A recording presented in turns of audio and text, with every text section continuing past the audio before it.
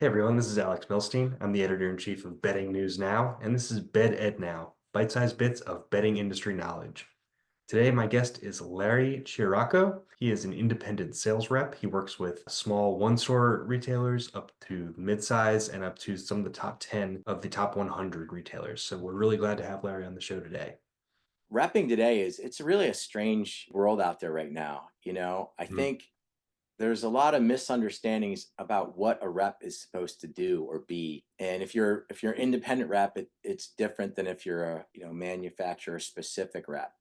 Mhm. I've been an independent my whole life, well, at least my whole repping life. I was a retailer first. I started out in the waterbed business back in 1987, working for a pretty big chain. Then I had my own stores for about 8 years, and that kind of overlapped as I was repping. And then I've been repping ever since. And I think the biggest thing I've used as far as my retail experience has been I've used that experience to help me develop a relationship or build some trust with retailers that I have an understanding of the industry. I mean, I've always been a student of the industry. When I was a retailer, even now, I go on vacation, I visit furniture stores and mattress stores, and I pick people's brains. I ask a lot of questions about what's working for them, and retailers like to do business in different ways. So, I try to tailor programs that will succeed based on how the retailer likes to do business, and I try to build trust and relationships to where if the way the retailer likes to do business isn't the way anybody else does it, I want to be able to have that relationship where I can say to them without being insulting or, I'm not a know-it-all. I'm just sharing information that, hey, like you're saying you want to do it this way. I don't know anybody else who's successfully doing it that way anywhere.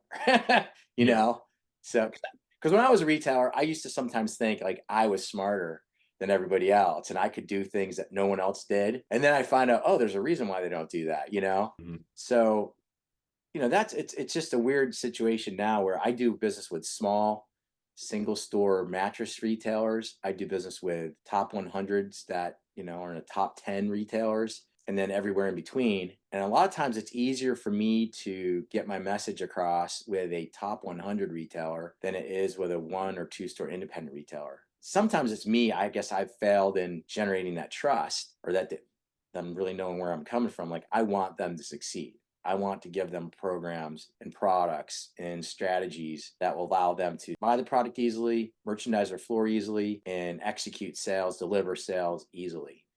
I want to find programs that RSAs can easily understand because I know I can win the buyer, but if I don't win the RSA, it might just flop right there. So, Yeah. I was talking to a sales rep recently who actually works in the outdoor furnishings industry. They were saying that manufacturers across the entire furnishings industry are overlooking the importance of sales reps today. Some of them are hiring from within rather than hiring, seasoned sales reps who really know how to do their job and they were saying they feel like they're becoming a commodity. So, first of all, what's your response to that? yeah, I do believe a lot of manufacturers, sometimes it's manufacturers where the founders of the company had a great deal of understanding for certain categories and certain products. And then new management comes in that doesn't really understand the category or the intricacies of a certain category or a certain segment of business. They look at it as an MBA project, where I'm selling widgets.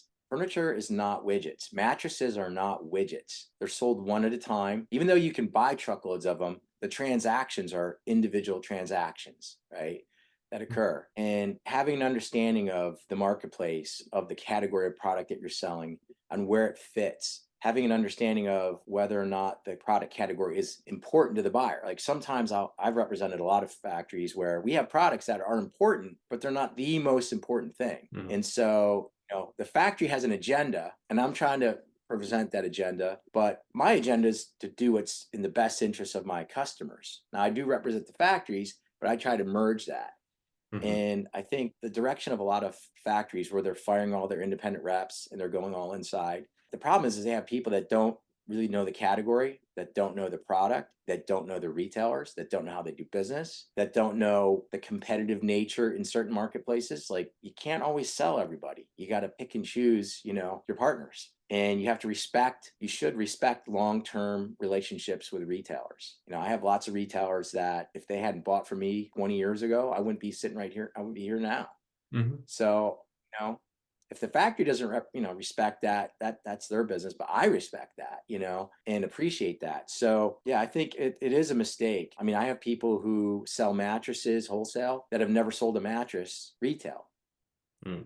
That can be okay, but they haven't actually spent any time in retail stores even observing what's going on in the retail environment. You don't know the answer to the question. You don't even know the question, because you haven't spent any time on the floor. So talking to RSAs, asking questions, if you're allowed to, some retailers don't want you talking with the RSAs, but where you're allowed to, trying to get an understanding of how they're presenting things, how the flow is. Like I sell mattresses. Some of the products we have, if a retailer has a more consultative approach to selling, a product might work better than a retailer that's got a fast floor where there's tons and tons of traffic. So understanding how that retailer does business, that can affect things. Some of the factory reps that these guys are hiring, they don't know that. Or they'll be like, well, why don't you sell this retailer this particular mattress? And it's like, well, that retailer owns a mattress factory and they make that mattress or something similar. Mhm. That's a good reason, but they don't Yeah. even know that.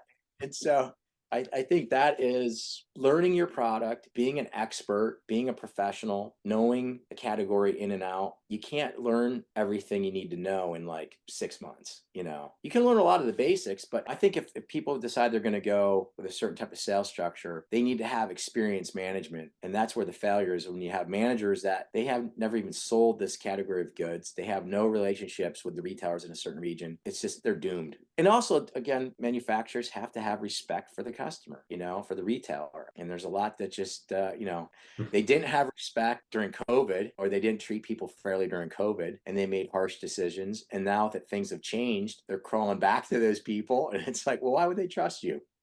Yeah. So Yeah.